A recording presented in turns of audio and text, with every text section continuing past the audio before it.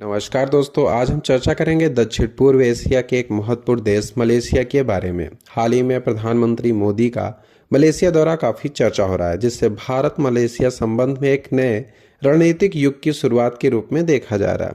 यह दौरा भारत के एक्ट ईस्ट पॉलिसी और प्रवासी भारतीय कूटनीति के दृष्टि से अत्यंत खास माना जा रहा है। प्रधानमंत्री की इस यात्रा के दौरान दोनों देशों के बीच संबंध को एक व्यापार रणनीतिक साझेदारी के बदलने का प्रयास भी किया गया। टेक्नोलॉजी के सहयोग में अगर बात करें तो दोनों देश सेमीकंडक्टर और यूपीआई जैसे फिटनेस टेक उच्च टेक्नोलॉजी क्षेत्र को मिलाकर काम करने के लिए सहमत हुए हैं।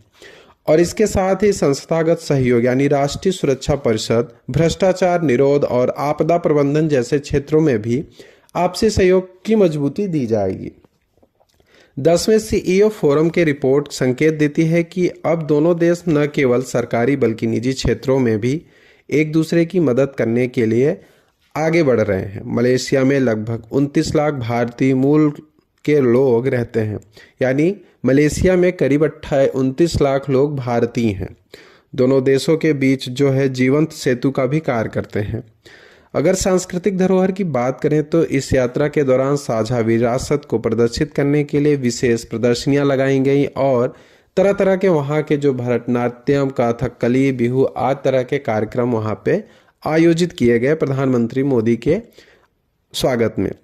मलेशिया नागरिकों के लिए स्कॉलरशिप की घोषणा और यूनिवर्सिटी मलाया में भारतीय विरासत से जुड़े सम्मान स्थापित करना एक महत्वपूर्ण कदम माना जा रहा है। 2005 से अब तक लगभग 14 लाख भारतीय पर्यटक मलेशिया जा चुके हैं, जबकि मलेशिया से करीब 3 लाख से अधिक लोग भारत आए हैं घूमने के लिए। मानचित्र की दृष्टि से अगर मलेशिया को देखा जाए तो दक्षिण पूर्वी एशिया का एक रणनीतिक देश है जो कि 2 मुख्य भागों में विभाजित है। पहला है प्रायद्वीपीय मलेशिया। यह मलय प्रायद्वीप के दक्षिण भाग में स्थित है और इसकी सीमा थाईलैंड से लगी हुई है। यहीं पर मलेशिया की राजधानी कुआलालंपुर स्थित है। पूर्वी मलेशिया की अगर बात करें तो बोर्नियो द्वीप के उत्तरी छोर पर यह स्थित है। इसकी सीमा ब्रुनेई और इंडोनेशिया से लगती है। यहाँ की अगर पर्वत और चोटियों की बात की जाए तो प्रायद्वीपीय मलेशिया में सबसे ऊंची चोटी है माउंट तहान, जबकि पूर्वी मलेशिया में सबसे प्रांत बड़ा है माउंट किनाबालू, जहाँ की सबसे ऊंची चोटी मानी जाती है। नदियों की अगर बात करें तो यहाँ पे पहांग नदी, जो कि पहांग नदी प्रायद्वीप भाग की सबसे लंबी नदी है यहाँ की, जबकि राजंग नदी पूर्व मलेशिया की प्रमुख नदी है। सामरिक रूप से महत्वपूर्ण मलक्का जल डमरू मध्य मलेशिया की एक प्रमुख समुद्री केंद्र बना है। यहाँ की अगर झीलों की बात की जाए तो मलेशिया के किन्नार झील विश्व की सबसे बड़ी मानव निर्मित यानी कृत्रिम तरीके से बनाई गई झील में से एक है।